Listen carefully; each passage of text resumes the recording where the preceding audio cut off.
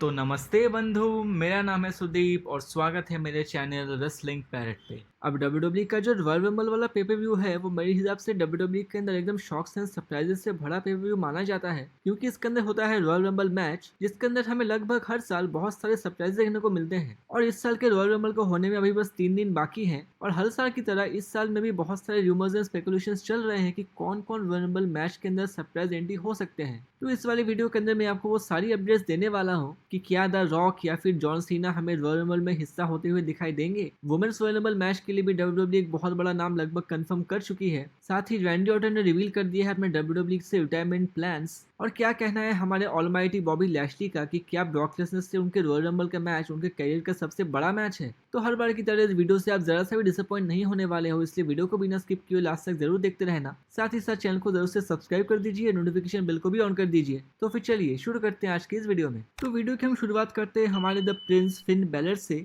ये बात तो हम सभी जानते हैं कि फिन बैलर के ऑल ओवर द वर्ल्ड कितने सारे फैंस हैं। ये बात तो मैं भी कंफर्म होकर कह सकता हूँ कि मेरे चैनल पे जो जो वीडियोस देखते हैं उनमें से काफी सारे लोगों के फेवरेट सुपरस्टार फिन बैलर हो सकते हैं। और भाई क्यों ना हो, फिन बैलर है ही इतने कमाल के रेसलर। वो पूरी दुनिया में इतना नाम कमा चुके हैं कि हर कोने में उनके फैंस भरे पड़े हैं। लेकिन देख के ऐसा लग रहा है कि हमारे WWE के जो मालिक साहब है विंस मैकमैन, वो कुछ ज्यादा बड़े फैन नहीं है हमारे फिन बैलर के। आपने ये नोट किया होगा कि जब से फिन बैलर स्मैकडाउन से रॉ में आए हैं उनकी बुकिंग कुछ खास हुई नहीं है। वो जब लास्ट स्मैकडाउन में थे तब वो रोमन रेंज के साथ फ्यूड कर रहे थे, और रॉ में आने के बाद कहाँ हमें लग रहा था कि शायद वो एजे स्टाइल के साथ फ्यूड करेंगे, केविन ओवेंस के साथ फ्यूड करेंगे। लेकिन भाई वो तो ऑस्टिन थ्योरी से हार रहे हैं। अब देखो, मैं यहाँ पे ऑस्टिन थ्योरी के अगेंस्ट में नहीं हूँ, लेकिन ये तो आप भी मानोगे कि फिन बैलर का स्टेटस बहुत ऊपर का है, लेकिन WWE उनका कुछ खास इस्तेमाल कर नहीं पाई है। अब पिछले साल जब वो NXT के अंदर थे वहाँ वो चैंपियन थे, लेकिन हमारे बैलर जब भी मेन रोस्टर में आते हैं वो फीके ही रह जाते हैं। और अगर सोर्सेस की माने तो इसका सबसे बड़ा रीजन है विंस मैकमैन, जिन्होंने कभी भी बैलर को मेन इवेंट सुपरस्टार माना ही नहीं है। और अब रेसलिंग न्यूज की तरफ से ये रिपोर्ट आती है कि विंस मैकमैन फिन बैलर के ऊपर एकदम गिव अप कर चुके हैं। और अगर आप सोच रहे हो कि शायद अपकमिंग टाइम में फिन बैलर को अच्छे से पुश मिलेगा,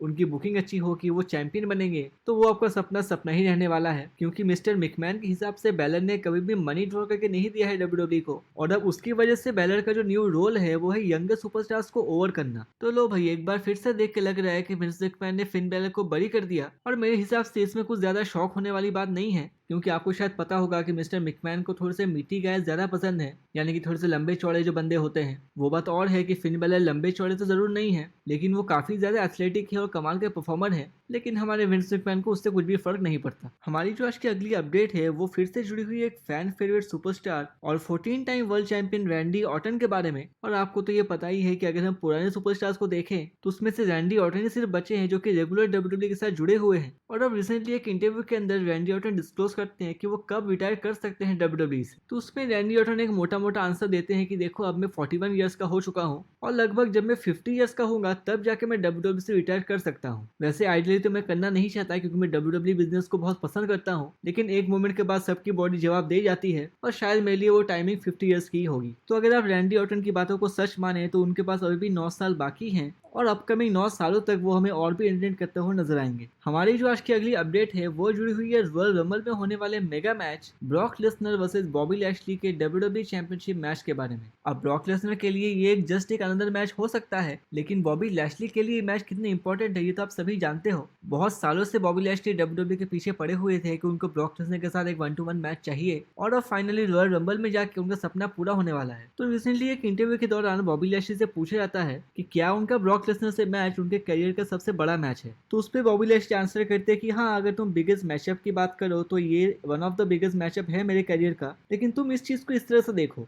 ड्रू मैकिंटायर जो है वो बिजनेस के फ्यूचर है। मेरे ख्याल से WWE के फ्यूचर के लिए ड्रू मैकिंटायर एक बहुत ही बड़ा नाम होने वाला है, और उसके साथ साथ सेथ रॉलिन्स हैं, रोमन रेंस हैं और ऐसे बहुत और सुपरस्टार्स भी हैं। तो मैं ये डायरेक्टली नहीं कह सकता कि ब्रॉक लेसनर से मेरा मैच सबसे बिगेस्ट मैच है, क्योंकि आप कंपेयर नहीं कर सकते। लेकिन हाँ, मैं अभी अपने कैरियर के जिस पोजीशन पे हूँ उस वाले पोजीशन में दूसरे किसी मैच से ये वाला मैच मेरे लिए जरूर बड़ा है। तो ये कुछ कहना है बॉबी लैशली का ब्रॉक लेसनर के साथ ड्रीम मैच के बारे में। आप मुझे कमेंट करके जरूर बताना कि आप कितना ज्यादा हाइप्ड है इस वाले ड्रीम मैच के लिए, और आपको क्या लगता है क्या बॉबी लैशली ब्रॉक लेसनर से WWE चैंपियनशिप ले पाएंगे, या फिर रेसलमेनिया के अंदर चैंपियन वर्सेस चैंपियन यानी कि Roman Reigns versus Brock Lesnar होना ही निश्चित है। आज की जो हमारी अगली अपडेट है वो जुड़ी हुई है एलेक्सा ब्लिस के बारे में, और एलेक्सा ब्लिस को लेके लोग कितने ज़्यादा डिसअपॉइंट हुए हैं ये तो किसी से छुपा है नहीं। हम सब फैंस यही होप कर रहे थे कि उनके रिटर्न के बाद शायद एलेक्सा अपना नया वाला कोई गिमिक लेके आएगी या फिर गॉडेस वाला गिमिक का रिटर्न होगा, लेकिन WWE दोबारा से एलेक्सा को वही पुराना वाला भूतिया लुक में ले आती है। लेकिन अगर आप उनमें से हो जो कि इस वाले गिमिक से एकदम पक चुके हो तो आप अभी थोड़ी सी राहत की सांस ले सकते हो, क्योंकि एक न्यूज निकल के आ रही है कि जो WWE है उन्होंने द गॉडेस वाले टाइटल को ट्रेडमार्क रिक्वेस्ट किया है। और आपको शायद पता होगा कि WWE ट्रेडमार्क रिक्वेस्ट तभी करती है जब वो नहीं चाहती कि दूसरा कोई प्रमोशन उस वाले टाइटल को यूज कर ले, या फिर WWE उस वाले टाइटल को अपने पास रखना चाहती है। और ये सब चीजें इंडिकेशंस होती है कि WWE इस वाले नाम का बहुत जल्द इस्तेमाल WWE के अंदर करने वाली है। तो इस वाले न्यूज से ना आप अपकमिंग टाइम में थोड़ा सा गुड न्यूज एक्सपेक्ट कर सकते हो कि अब शायद फाइनली जाके हमें WWE के अंदर एलेक्सा का गॉडेस वाला गिमिक फिर से देखने को मिलेगा। चलिए अब हम आगे बढ़ते हैं और बात कर लेते हैं WWE के अगले बड़े पेपर व्यू रॉयल रंबल के बारे में। और रॉयल रंबल को लेके हमेशा ही फैंस के बीच में एक्साइटमेंट बढ़ी हुई रहती है, और मैं अगर पर्सनली अपनी बात करूं तो मेरा तो favourite pay per view Royal Rumble ही है। यहाँ तक कि रेसलमेनिया से भी ज्यादा मुझे रॉयल रंबल पसंद है, और उसका जो सबसे मेन रीजन है वो है रॉयल रंबल के अंदर सरप्राइजेज एंड शॉक्स। और इस साल के रॉयल रंबल के अंदर तो अलग ही मामला बना हुआ है। पहली बार WWE के रॉयल रंबल के अंदर फॉरबिडन डोर ओपन हुआ है, और उसकी वजह से WWE ने impact women's champion Mickie James का नाम भी रॉयल रंबल के लिए कंफर्म कर दिया है। लेकिन चलो अब मिकी जेम्स तो होगी कंफर्म सुपरस्टार, कुछ और नाम है जो कि WWE as a surprise entry रखना चाहती है। और जो दो नाम मैं आपको बताने वाला हूँ आप लगभग कंफर्म मान सकते हो कि ये दोनों अपीयर होने वाले हैं रॉयल रंबल के अंदर। ऑफ कोर्स अगर कोई लास्ट मिनट चेंजेस नहीं हो जाते तो उसमें से जो पहला नाम निकल के आ रहा है वो है the empress of tomorrow Asuka का। आपको पता है कि जो आस्का है वो बहुत महीनों से WWE से आउट ऑफ एक्शन है इंजरी की वजह से, और अब सुन के ऐसा लग रहा है कि शायद रॉयल रंबल वो टाइम होने वाला है जिसके अंदर आस्का फाइनली अपना रिटर्न करने वाली है। और आस्का के साथ साथ एक और बड़ा नाम जो WWE सोच रही है रॉयल रंबल के रिटर्न के अंदर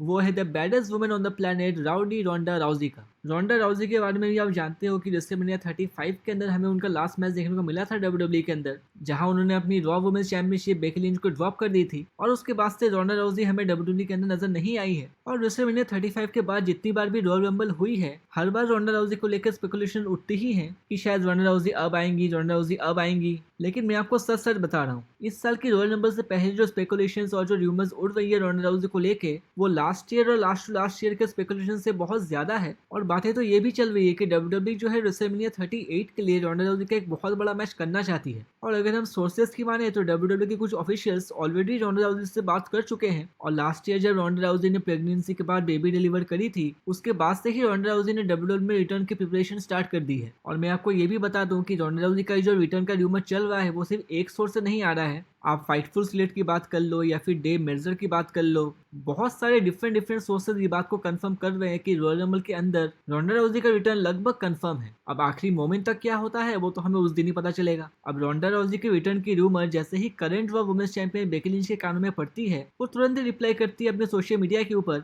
आपको पता है कि रेसलमेनिया 35 से पहले Becky Lynch and Ronda Rousey के बीच में एक 1-to-1 मैच प्लान था, लेकिन मिस्टर मिकमैन ने उसके अंदर शार्लेट फ्लेयर को घुसेड़ दिया और वो 1-to-1 मैच बन गया ट्रिपल थ्रेट। अब देखना ये है कि अगर रोंडा राउजी रिटर्न करती है तो क्या फाइनली जाके हमें Becky Lynch and Ronda Rousey के बीच में एक 1-to-1 मैच देखने को मिलता है। अब वुमेन्स रॉयल रंबल मैच के बाद अगर हम बात कर ले मेंस रॉयल रंबल मैच के बारे में तो उसमें भी हो सकता है WWE कुछ सरप्राइजेस प्लान कर रही है। अब क्योंकि WWE के अंदर फॉरबिडन डोर्स का रास्ता ओपन हो चुका है तो क्या रॉयल रंबल के अंदर हमें AEW के सुपरस्टार्स दिखाई देंगे या नहीं वो तो बात की बात है। उस वाले टॉपिक को लेकर मैंने पहले वीडियो बनाई हुई है, उसका लिंक आपको ऊपर आई बटन में आ रहा होगा। लेकिन अगर हम बाहर के सुपरस्टार्स के रिटर्न के बारे में सोचना छोड़ दें और कोई WWE के अंदर के ही सुपरस्टार के रिटर्न सोचे तो जो बड़े नाम सबके दिमाग में आ सकते हैं वो है the rock and John Cena का। अब क्योंकि आपको पता है कि the rock and Roman Reigns का मैच बहुत दिनों से हेडलाइंस बना हुआ है तो फैंस ये सोचते हैं कि हो सकता है कि रॉक रॉयल रंबल में वापस आ जाए, वो रॉयल रंबल जीत जाए और रेसलमेनिया में जाके रोमन रेंस को चैलेंज कर दें। लेकिन मैं आपको बता दूं कि इस साल के रॉयल रंबल के अंदर ऐसा कुछ भी नहीं होने वाला,